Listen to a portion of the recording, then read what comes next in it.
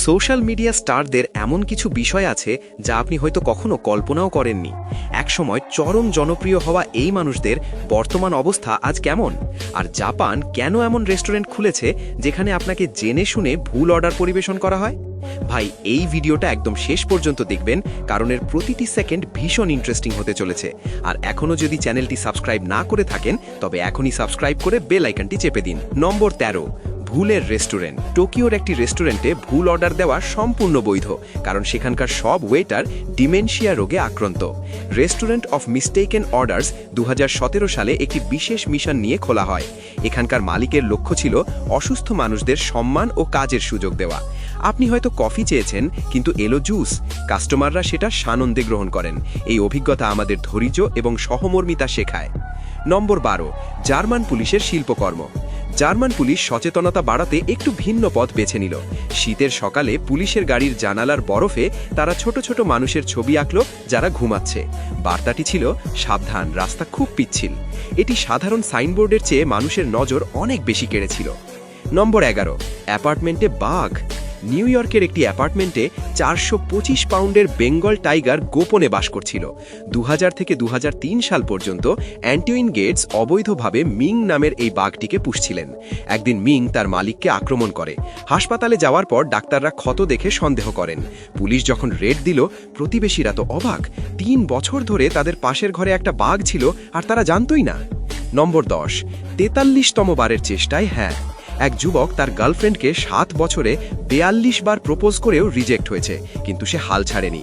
অবশেষে 43তম বারের চেষ্টায় মেয়েটি রাজি হয়। কেউ এটাকে রোম্যান্টিক বলছে, আবার কেউ বলছে এটা একটু বাড়াবাড়ি। নম্বর 8, পেপসি বনাম জেট বিমান। পেপসি 1990 সালে একটি বিজ্ঞাপনে মজা করে বলেছিল 7 মিলিয়ন পয়েন্ট জমালে একটি হ্যারিয়ার ফাইটার জেট পাওয়া যাবে। জন লেনার্ড নামে এক ছাত্র লুপহোল খুঁজে বের করে ইনভেস্টরদের থেকে টাকা নিয়ে পেপসিকে লিগ্যাল চেক পাঠিয়ে দেয় জেটের দাবিতে। মামলা কোর্টে গেল। বিচারক পেপসির পক্ষে রায় দিলেও এরপর থেকে পেপসি তাদের বিজ্ঞাপনে জাস্ট কিডিং লিখতে বাধ্য হয়। নম্বর 7, মস্তিষ্কের সুপার স্টোরেজ।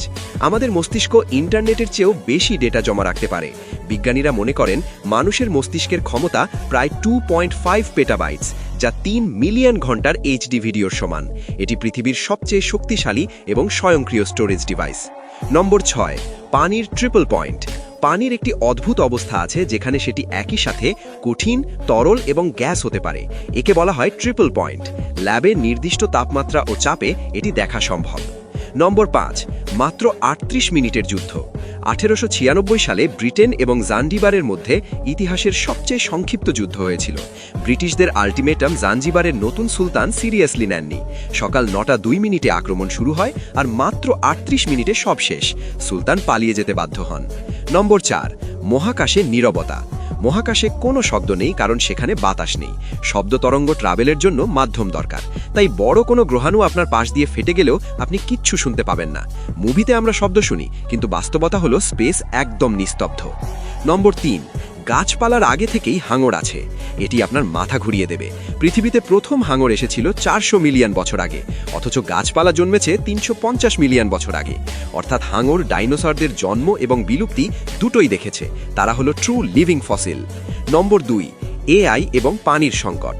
2025 সালে এআই সিস্টেমগুলো ডেটা সেন্টার ঠান্ডা করতে প্রায় 764 লক্ষ লিটার পানি খরচ করেছে। টেকনোলজির এই উন্নতির পেছনে পরিবেশগত মূল্য অনেক বেশি। নম্বর 1, ভাইরাল স্টাররা আজ কোথায়? মনে আছে সেই 2026 সালে পৃথিবী ধ্বংস হবে বলা দাদুকে? তিনি এখন গ্রাম্য জীবনে ফিরে গেছেন। তার কোনো সোশ্যাল মিডিয়া আপডেট নেই। পৃথিবী ধ্বংস হয়নি, কিন্তু তার জনপ্রিয়তা শেষ। আবার পাউরি গার্ল ডানানির মুবিন এখন একজন সফল অভিনেত্রী। তার 5.1 মিলিয়ন ফলোয়ার এবং তিনি বড় বড় অ্যাওয়ার্ডও জিতেছেন। অন্যদিকে 10 টাকার বিস্কুট খ্যাত সাদাব জাকাতি বিতর্কে জড়িয়ে অ্যারেস্ট হয়েছিলেন। আবার পোকেডন সুরেন্দ্র পাটিল এখনও ভাইরাল কন্টেন্ট বানাচ্ছেন। শিক্ষা একটাই, ভাইরাল হওয়া ভাগ্যের ব্যাপার, কিন্তু টিকে থাকাটা ট্যালেন্ট। নম্বর 1, ইউটিউবারদের গোপন সত্য। ক্যামেরার সামনে সবকিছু নিখুঁত মনে হলেও পেছনে গল্প আলাদা। যেমন সৌরভ যোশীর ব্লগে ব্যাকগ্রাউন্ডে সিগারেট নিয়ে অনেক বিতর্ক হয়েছিল। 2022 সালে তিনি বলে বসেন উত্তরাখণ্ড নাকি তার কারণে পরিচিত। পুরো ইন্টারনেট খেপে গিয়েছিল। অন্যদিকে টেকনিক্যাল গুরুজি গৌরব চৌধুরী, যিনি একসময় বলতেন পেইড রিভিউ খারাপ, পরে স্যামসাংয়ের ইভেন্টে তার উপস্থিতি নিয়ে শাওমির এমডি তাকে ভণ্ডামির জন্য চ্যালেঞ্জ করেছিলেন। এখন অনেকেই তার রিভিউকে প্রমোশনাল বলে মনে করেন। কিন্তু ভাই, আপনি কি জানেন ভারতের সবচেয়ে বড় ভ্লগার সৌরভ যোশীর বিয়েতে কত খরচ হয়েছিল? আর এই ইউটিউবাররা স্কুলে কত মার্কস পেত? এটা জানলে আপনি শক খাবেন। আর যে জানোয়ারকে আপনি তাড়িয়ে দেন সেটিই হলো পৃথিবীর সবচেয়ে নিখুঁত জানোয়ার। কোনটি সেটি জানতে এখনই এই ভিডিওটিতে ক্লিক করুন আর চ্যানেলটি সাবস্ক্রাইব করতে ভুলবেন না।